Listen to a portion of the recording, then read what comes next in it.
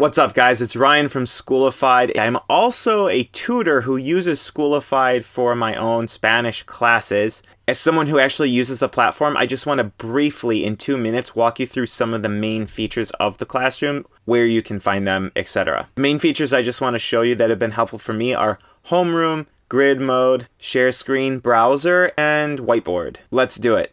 The first thing you'll notice when you log in is that you will be in the homeroom mode. You will be on the left side and your students will be on the right. When they enter into the class, their picture will show up right here in homeroom and you will be able to interact with them right here. It's a great place to start and get people acquainted for what the lesson of the day will be. The next thing I want to show you is something called grid mode, and that can be found by clicking this button on the right where it shows like a grid. Now in this mode, you'll be able to see everybody's screen all at once. You can see what they're looking at, what they're doing, what they're writing, and it's actually live. And it's from grid mode that you can actually select a student and drop into a one-on-one conversation with them. Now to go back to homeroom, you just click this little person right here.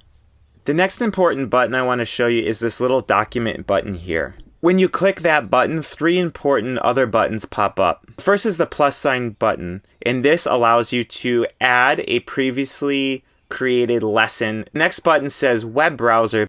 You can share your screen, or it will also just open up a web browser that you can use. Your students will be able to see what you're doing. And finally, one of my favorite features, of course, is the whiteboard. This whiteboard functions like any other whiteboard.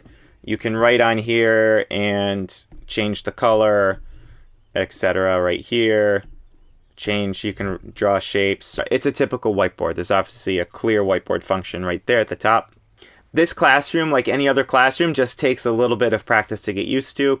I got used to it pretty quickly, and you can too. If you have any more questions, head back to admin and hit the chat button. Someone from Schoolified will be able to answer your question there. Thanks and have fun teaching.